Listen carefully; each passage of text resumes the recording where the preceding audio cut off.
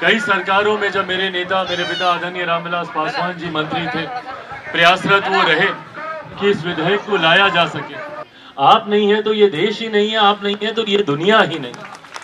ऐसे में पुनः मैं दोहराऊंगा कि हम लोग कोई नहीं होते आपको सशक्त करने के लिए। आज भी ये हम लोग के लिए गर्व की बात है मैम, अगर इतनी भारी संख्या में भारत की संसद में महिलाएं बैठी हैं, उस वक्त तो कोई आरक्षण नहीं था, उस वक्त तो ये विमेन रिजर्वेशन बिल, नारी शक्ति वंदन अधिनियम उस वक्त तक नहीं आया था, पर उसके बावजूद अपने सामर्थ्य पर, अपनी काबिलियत पर इतनी भारी संख्या में आज भारत की संसद में अलग अलग विधानसभाओं में आप चल जाकर देख लीजिए, महिलाएं वहां पर मौजूद हैं।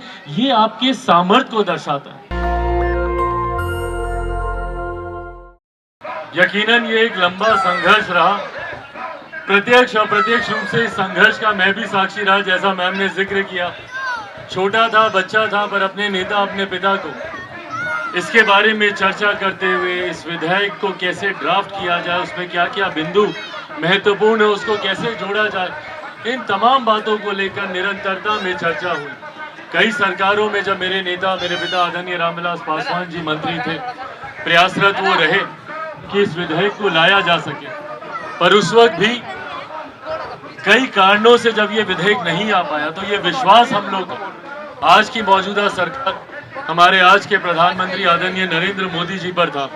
कई बार 2014 से दूसरी बार का सांसद हूं मैं, 2014 से 2024 तक कई बार मैंने भी प्रयास किया इस विषय को उठाने का, और जितनी बार मैंने प्रयास किया, मैंने मैम को भी और सारे अपने भाषण संसद में जब जब इस विषय को मैंने उठाया, इन तमाम बातों को मैंने इनके संज्ञान में देने का कार्य किया, ताकि जो हम लोगों की एक लंबित पड़ी मांग है उसको हम लोग अंजाम तक पहुंचा सकें, उस संघर्ष को कहीं ना कहीं हम लोग विराम दे सके। और आज मुझे खुशी है कि जात पात, धर्म, मजहब, दलगत राजनीति, हर चीज से उठकर हम लोग इस विधेयक को पास कराने में हम लोग कामयाब रहे। इस विधेयक को सर्वसम्मति से लोकसभा में पारित किया गया। नारी शक्ति की जब हम लोग बात करते हैं, नारी सशक्तिकरण की जब हम लोग बात करते हैं, तो मुझे नहीं लगता कि हम में से कोई भी नारियों को सशक्त करने के काबिल है। नारी खुद हम लोग को सशक्त करती हैं, इस संसार की जननी है। मैं अगर आज यहाँ तक पहुंचा हूं, मेरा अगर आज अस्तित्व है, तो इसके पीछे भी मात्र शक्ति का ही योगदान है। नारी के बिना ये दुनिया नहीं है, ये संसार नहीं है, और ऐसे में हम में से कोई नहीं है नारियों को सशक्त करने वाला।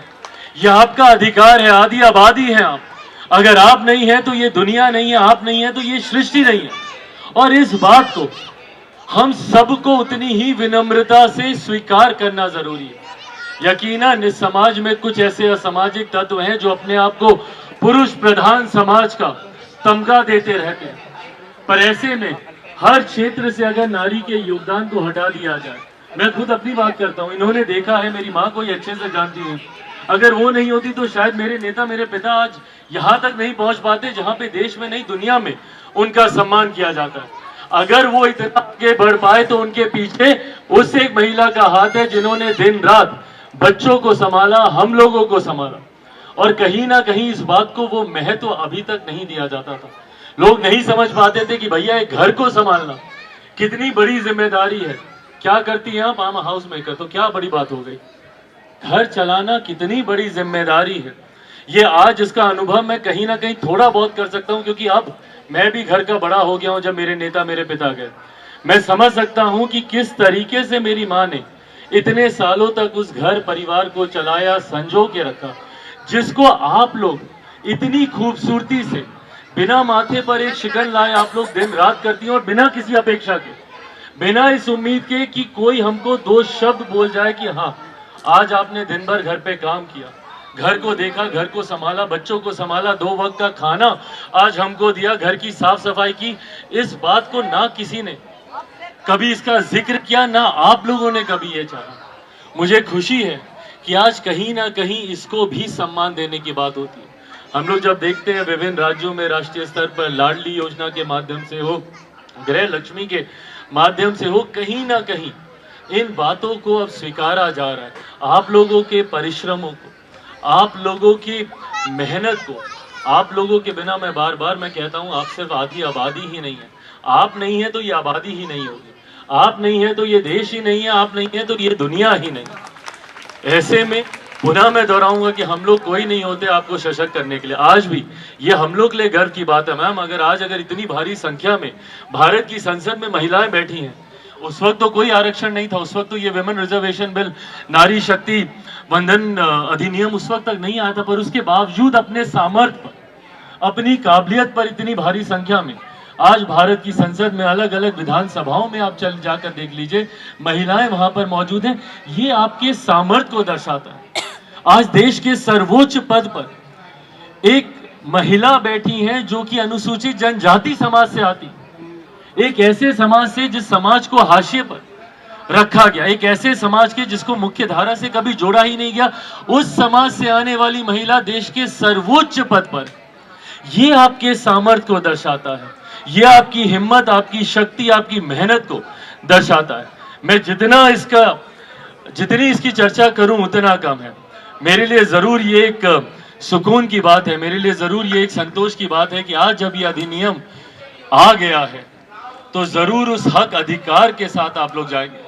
पर मैं इतना मानता हूं कि वो दिन दूर नहीं कि जब सिर्फ 33% ही तक ही हम लोग सीमित रहेंगे।